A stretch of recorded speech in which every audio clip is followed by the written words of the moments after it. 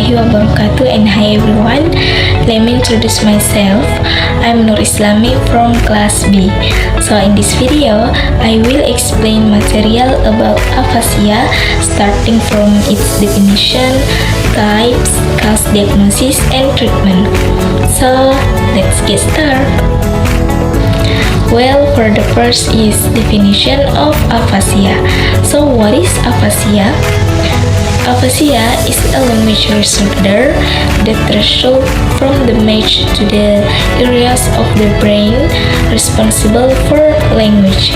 So it affects speaking, understanding speech, writing, and reading, while other cognitive functions like memory or reasoning might remain intact. Next, we move to the second point is types of aphasia. So there are 5 types of aphasia. The first is broadcast aphasia. The symptom of these types is difficulty with speech production, speaking slowly and with effort.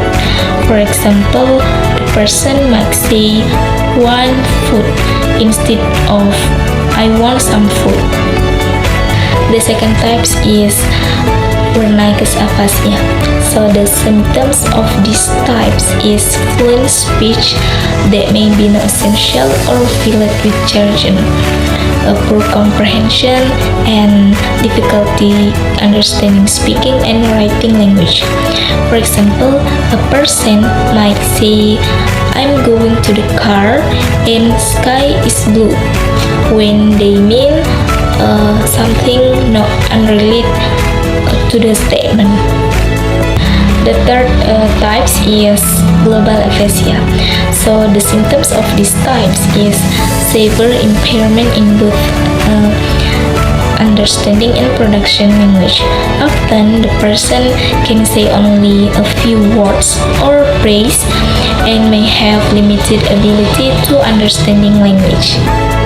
The fourth point is anomic aphasia.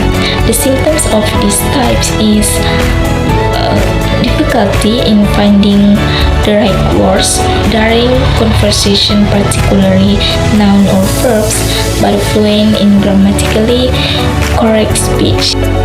The last type is conduction aphasia.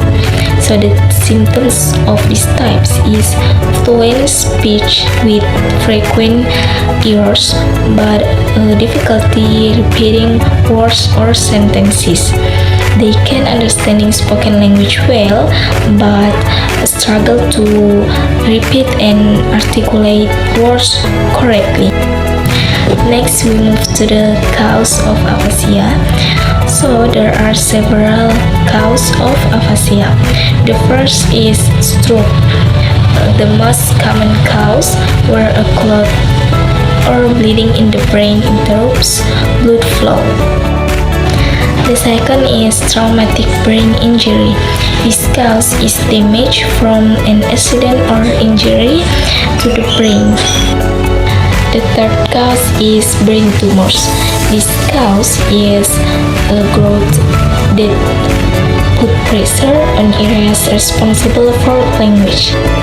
And the last cause is neurodegenerative disease, such as Alzheimer's or primary progressive aphasia, which slowly worsen over time. Well, next material about diagnosis. So there are several ways to diagnose aphasia, namely the first is neurological exams to assess speech, language, and cognitive abilities. The second way is brain imaging CT MRI to identify the location and extent of brain damage. And the third way is language assessment.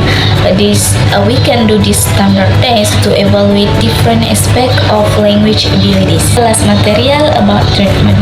So we can do several ways to treat this aphasia. For the first is speech and language therapy. The main form of treatment aiming to improve communication skills. The second treatment that we can do is cognitive rehabilitations. We can focus on retraining the brain to improve communication abilities. And the third treatment that we can do is supportive therapies. Include group therapies, technology-based tools, for example, speech apps, and family counseling. So, from the explanation of the material above, we can know that aphasia is a language disorder resulting from brain damage, affecting speaking, understanding, reading, and writing. Earlier intervention and speech therapy are essential for improving communication, but recovery depends on the extent of the brain damage. That was my explanation about aphasia. I hope you get the point. Thank you for your attention and wassalamualaikum warahmatullahi wabarakatuh.